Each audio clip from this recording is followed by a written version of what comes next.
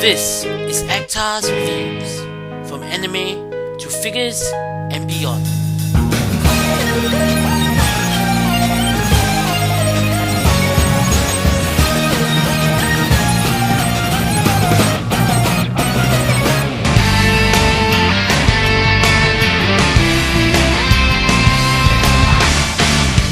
Hey, this is Actar and welcome to another episode of Actar's Figure Reviews. It's Digimon figure review time on Actar's Reviews, as this time we'll be taking a look at the big one. Literally, presenting the most powerful Digimon in the Adventures universe and what has got to be one of the biggest Digimon toys, Imperialdramon Paladin mode. For those of you who are unaware, Imperialdramon Paladin mode made an appearance only in the Digimon Adventure 02 movie, Digivolving Strikes Back, one of my all-time favorite Digimon movies, second only to Our War Game, and followed by the Digimon Tamers movie, Runaway Digimon Express. While the plot of the movie is relatively simple, the quality of the animation and fight sequences are absolutely stunning. Just the battle between Omegamon and Armageddon makes the movie for me. But as an added bonus, and as said previously, we do get to see the birth of the ultimate Imperialdramon Paladin mode, being formed when Omegamon gave his power to Imperialdramon. I kind of like to think of it as a DNA digivolution between the two, even though that's not entirely accurate. Back to the figure itself, the Imperialdramon Paladin mode figure is a repaint of the original, which we'll be taking a look at later on. And being a repaint, the box itself is exactly the same as the one used for the original Imperialdramon figure, with a big shiny sticker plastered in front to inform you that this is a special edition commemorative figure for the 2001 movie, Imperialdramon Paladin mode, and in front we also have a portrait of Imperialdramon in Dragon mode on the bottom right. The unrivaled Dragon Emperor is now perfectly transformable between Dragon mode and Fighter mode. On the two sides we have diagrams of the toy in Dragon mode and Fighter mode, pointing out the various weapons that it has equipped, together with a number of stats. Finally, on the back, we have the signature transformation process that adorns the box of every Japanese Digivolving toy, together with a short bio and a picture showing off Imperialdramon's Giga Death Attack. So, let's open this up and take a look at the figure inside.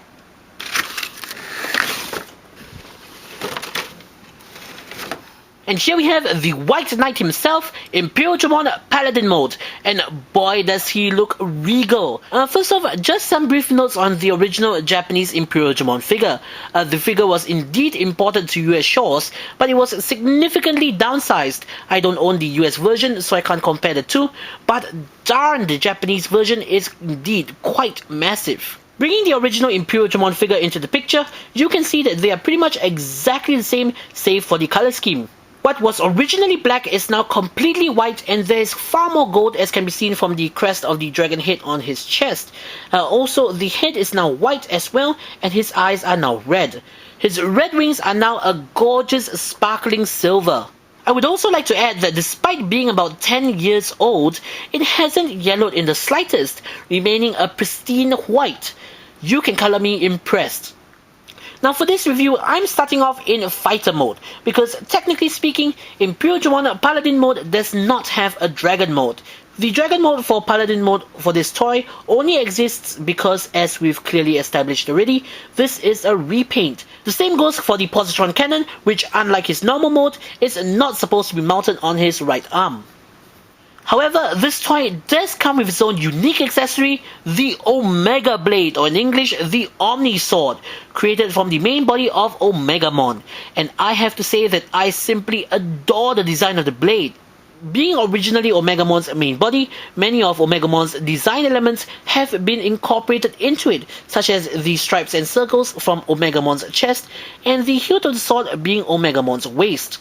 The digicode engraving is replicated on the blade itself, and when translated does say initialize, INITIALIZE. Moving on to the articulation of the figure, the head is on a ball joint and can move side to side all the way around 360 degrees. It can also move side to side and forwards and backwards to a very great extent. The arms can move forwards and backwards and in and out to a very small extent due to the fact that these are pretty restrictive ball joints. The arms can rotate side to side above the elbow, they can bend at the elbow, and they can move only forwards and backwards at the wrist. The figure doesn't have a waist joint, and as for the legs, it can move forwards and backwards, swivel side to side and in and out to a certain extent. Because this is a ball joint, the knees do bend, and the feet are on a ball joint. And I also suppose you can say that the tail is also articulated, though this is mainly for the transformation. The limited articulation of the figure means that the posing options is also limited. Having a sword as its main weapon, a wrist swivel would have greatly helped, and not to mention a forwards elbow bend. But surprisingly enough, the toy can hold the sword with both hands and perfectly recreate the pose of it charging in for the final blow from the movie. And honestly, that is all you'll ever need, and this looks phenomenal. And while it's not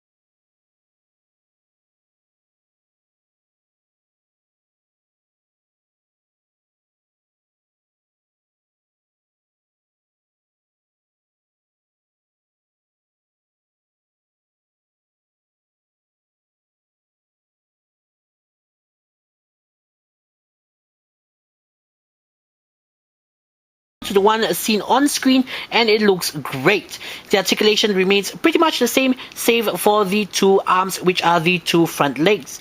Due to the transformation, all the posability in the front feet are lost except for the side to side swivels. Another point of note would be that the neck can now move up and down. And just for the sake of comparison, here he is next to the original in Dragon mode. In conclusion, I love this figure. While Imperialdramon isn't one of my all-time favorites, the figure does a magnificent job in capturing the splendor of the on-screen character and is one heck of an impressive display piece. So, will I recommend you pick up this figure? Well, to be honest, not really.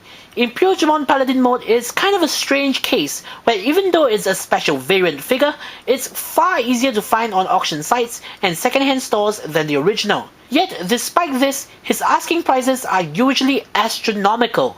Also, taking into consideration that he is a movie-only character, I can't see a ton of fans wanting to spend the capital on this particular figure. Most would probably want to go for the original first, and I can't say that I don't understand. But for those die-hard Digimon fans like me, I can definitely vouch for the fact that he is an undoubtedly stupendous figure that would shine on any shelf. So, the Zacta saying, see you guys in the next episode.